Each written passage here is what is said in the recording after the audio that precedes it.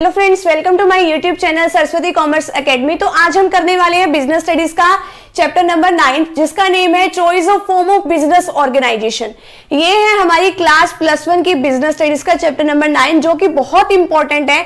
अभी तक हमने जितने भी चैप्टर्स कर लिए हैं बिजनेस स्टडीज के, तो अगर आपने वो अच्छे तरीके से करे तो आपको ये चैप्टर जो है फटाफट से समझ में आ जाएगा। और हम जो है सारे चैप्टर्स अभी तक जितने भी हैं, हमारे 8 चैप्टर, वो हम डिस्कस कर चुके हैं। अगर आपको उसका लिंक चाहिए तो आपको डिस्क्रिप्शन बॉक्स में मिल जाएगा, वहां पे बिजनेस स्टडीज की प्लेलिस्ट दी हुई है, तो आप वहां से सारे चैप्टर्स समझ सकते हैं। अभी देखिए इसमें choice of form of business organisation. अब मैंने आपको पिछली वीडियोस में भी बताया था कि हमारे पास फॉर्म ऑफ बिजनेस ऑर्गेनाइजेशन कौन कौन सी है। अब हमारे पास सोल ट्रेड है, जिसके अंदर एक अकेला व्यापारी होता है कि जो कि पूरा बिजनेस संभालता है, उसी का ही सारा कुछ होता है, उसी की कैपिटल लगी होती है, उसी का ही प्रॉफिट होता है, उसी का ही लॉस होता है। एक होती है पार्टनरशिप, जब 2 या 2 से लोग ज्यादा मिलके आपस में प्रॉफिट के उद्देश्य से लोग इकट्ठे होते हैं और अपना बिजनेस संभालते हैं। नेक्स्ट है ज्वाइंट हिंदू फैमिली बिजनेस। इसके अंदर क्या बताया था कि एक कर्ता होता है जो कि head of the family member होता है ये, और इसके अंदर ये जो है सारा काम संभालता है, सारे डिसीजंस लेता है।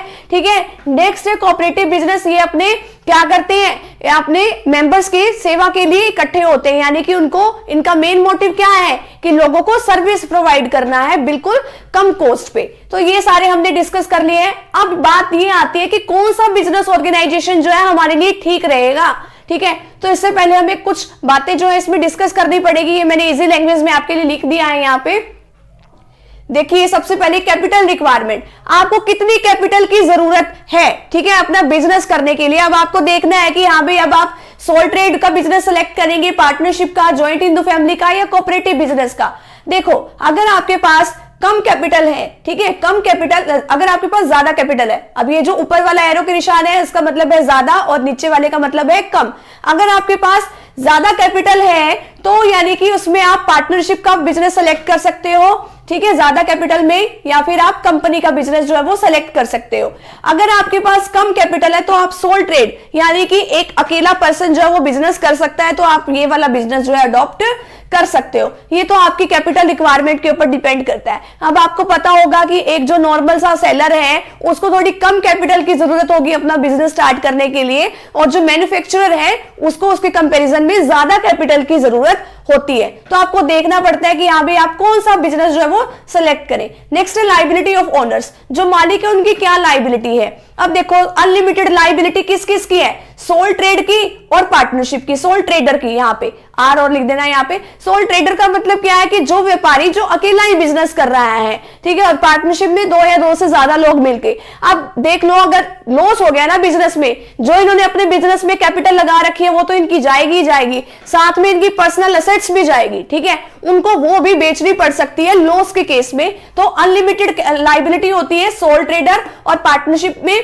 और कंपनी के केस में क्या होता है, लिमिटेड लायबिलिटी होती है। मैंने आपको पिछली वीडियो में भी सिखाया था कि अगर मान लो 10 रुपए का एक शेयर है, ठीक है, और अगर मान लो इसके मेंबर ने 6 रुपए दे रखे हैं, तो इसको अभी लायबिलिटी कितनी बाकी है, इसकी 4 रुपए की और लायबिलिटी है, यानी कि इसको 4 रुपए और देने पड़ेंगे, उससे ज्यादा कुछ नहीं।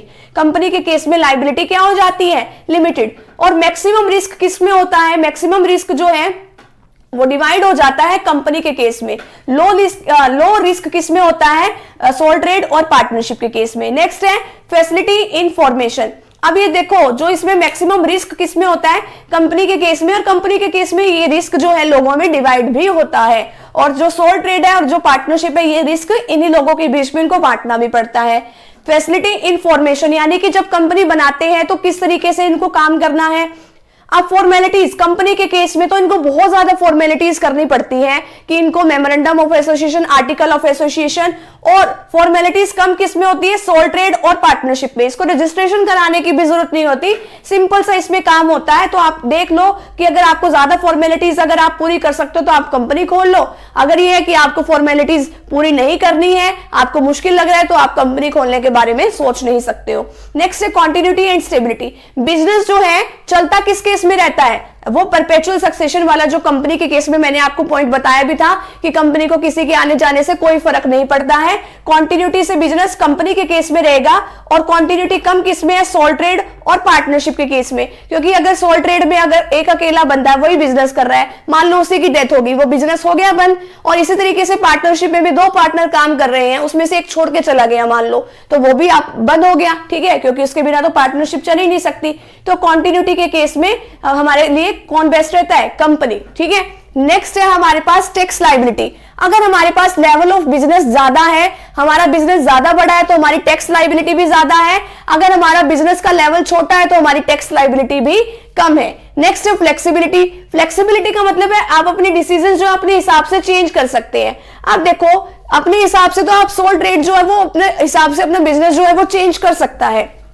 कुछ भी डिसीजंस लेने हैं फटाफट से खुद ही चेंज कर लेगा। बाकियों से तो पूछेंगे इतने में तो हमारा डिसीजन लेने का टाइम ही ओवर हो जाएगा, ठीक है। तो डिसीजन हम टाइम पे ले नहीं सकेंगे, उसका कोई फायदा ही नहीं है। अगर ये चाहते हो कि अपनी मर्जी से सारा कंट्रोल हमारा खुद का ही हो, तो हमें सोल ट्रेड जो है वो बेस्ट है हमारे लिए। Next scale of production. अगर हमें बड़े लेवल पर प्रोडक्शन करना है तो कंपनी का केस ठीक है। नेक्स्ट अगर प्रोडक्शन जो है हमारा थोड़ा कम ही है तो हमारे लिए सोल ट्रेड और पार्टनरशिप ठीक है। नेक्स्ट है लीगैलिटी। हमारा जो बिजनेस जो है वो किसी ना किसी लॉ के अंडर काम करना चाहिए। अगर पार्टनरशिप है तो पार्टनरशिप एक्ट, कंपनी खोल रहे हैं तो कंपनी एक्ट के अकॉर्डिंग, कोऑपरेटिव सोसाइटीज एक्ट, यानी कि कुछ ना कुछ एक्ट जो है इसके लिए इसके रिगार्डिंग होना चाहिए। नेक्स्ट है नीड ऑफ सीक्रेसी। अगर हमें चाहिए कि हमारे बिजनेस में तो सीक्रेसी चाहिए, हमारी बातें किसी और को पता नहीं लगनी चाहिए, तो हम खोल सकते हैं सोल ट्रेड, ठीक है। अगर हमें ये है कि हाँ भाई किसी को भी पता लग जाए बात, जो चाहे तो फिर हम पार्टनरशिप खोल लें, ठीक है, पार्टनरशिप के अकॉर्डिंग बिजनेस कर लें, या फिर कंपनी के केस में। क्योंकि ये तो है नहीं कि उनके अगर हम कंपनी खोलते हैं तो अगर एक बंदे को अगर कोई बात पता लग जाती है तो चारों को तो अपने आप आगे फर्दर पता लग ही जाते हैं। तो इससे आगे आगे आगे सारी बातें जो है फैल जाती है। वैसे भी फाइनेंशियल रिपोर्ट जो है हमें गवर्नमेंट को देनी पड़ती है, रजिस्ट्रार को देनी पड़ती है। नेक्स्ट इसका लास्ट पॉइंट है गवर्नमेंट कंट्रोल। गवर्नमेंट कंट्रोल जो है कम किस में है, सोल ट्रेड और पार्टनरशिप के केस में। गवर्नमेंट कंट्रोल जो है वो ज्यादा कौन से केस में है, यहाँ पे ज्यादा है हमारा कंपनी के केस में और कोऑपरेटिव सोसाइटीज के केस में है हमारे पास ज्यादा कंट्रोल होता है, यानी कि हमें गवर्नमेंट को सारी इंफॉर्मेशन देनी पड़ती है, ठीक है। तो ये तो है अभी तक तो हमारी choice of form of business organisation. तो अभी हम फटाफट से डिस्कस कर लेते हैं इसके कौन कौन से फैक्टर जो इसको अफेक्ट करते हैं। तो इसलिए पहले तो आप इसका फटाफट से स्क्रीनशॉट ले लीजिए। नेक्स्ट टॉपिक है हमारा basic factors to be considered और problems while starting a business. हमारे बिजनेस को स्टार्ट करते हैं कौन कौन से फैक्टर्स अफेक्ट करते हैं और क्या क्या हमारे बिजनेस में प्रॉब्लम्स आती हैं जब हम बिजनेस को स्टार्ट करते हैं। तो देखिए फर्स्ट क्या है, सिलेक्शन ऑफ बिजनेस। सबसे पहले हमें बिजनेस को सिलेक्ट करना पड़ता है कि हम कौन से टाइप का बिजनेस जो है वो सिलेक्ट करें, ठीक है। हम ट्रेडिंग बिजनेस सेलेक्ट करें, हम मैन्युफैक्चरिंग बिजनेस सेलेक्ट करें, हम सर्विस वाला बिजनेस सेलेक्ट करें। ट्रेडिंग वाला क्या होता है कि हम सेल परचेज वाला बिजनेस सेलेक्ट करें कि जिसमें सिर्फ सेल और परचेज करने का काम होता है, या फिर हम मैन्युफैक्चरिंग का बिजनेस स्टार्ट करें। मैन्युफैक्चरिंग का मतलब कि जिसमें सामान बनाया जाता है, जिसमें रॉ मटेरियल से सामान फिनिश गुड्स में चेंज किया जाता है। नेक्स्ट है सर्विस वाला, यानी कि हम ट्रांसपोर्ट या वेयर हाउसिंग की सर्विसेज प्रोवाइड करें। तो कौन से टाइप का हमें बिजनेस जो है वो सेलेक्ट करना है, ठीक है। तो अब हम बिजनेस को सेलेक्ट करते हुए ये देखेंगे कि जो भी बिजनेस हम सेलेक्ट कर रहे हैं उसमें रिस्क कितना है। जिसमें रिस्क कम है वही वाला तो बिजनेस सेलेक्ट करेंगे। नेक्स्ट है रेट ऑफ अर्निंग, और यानी कि हमें कितना प्रॉफिट होगा जिस किसी भी बिजनेस को हम सेलेक्ट करेंगे।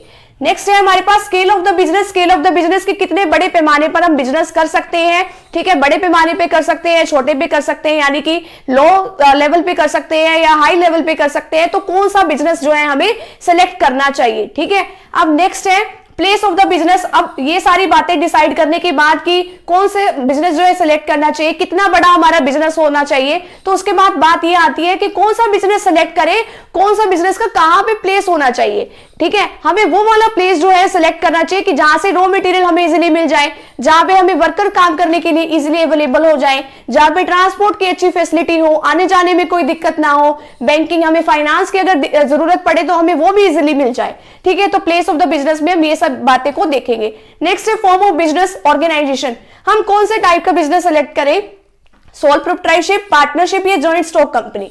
अब ये देखना है हमें कि कौन से तरीके का हमें बिजनेस सेलेक्ट करना है, ठीक है। सोल प्रोप्राइटरशिप में पर्सन जो है वो अकेला होता है और उसकी लायबिलिटी क्या होती है, अनलिमिटेड लायबिलिटी होती है। पार्टनरशिप में भी अनलिमिटेड लायबिलिटी होती है एंड जॉइंट स्टॉक कंपनी में हमारे पास क्या होती है, लिमिटेड लायबिलिटी होती है। सेलेक्ट करने के बाद ये देखना है कि अकेले बिजनेस करें, पर्संस के साथ मिलकर करें, या बहुत सारे पर्संस का एक ग्रुप बना ले जिसको हम कंपनी कहते हैं। तो फिर इसके बाद हमें ये देखना होता है। अब नेक्स्ट पॉइंट हमारे पास है determination of organisation structure. Determination of organisation structure का मतलब है कि हमारी ऑर्गेनाइजेशन में किस तरीके का स्ट्रक्चर होना चाहिए। हमें यह भी तो पता होना चाहिए ना कि कौन किसके अंडर काम कर रहा है, कौन किसका बॉस है, कौन किसका वर्कर है, तो सुपीरियर कौन है, बड़ा कौन है, सबऑर्डिनेट छोटा कौन है, यानी कि हमें ये सब बात पता होनी चाहिए। स्ट्रक्चर में line organisation, line and staff organisation and committee organisation, आगे आपके पास चैप्टर भी आएंगे, ठीक है। नेक्स्ट है अरेंजमेंट ऑफ पर्सनल।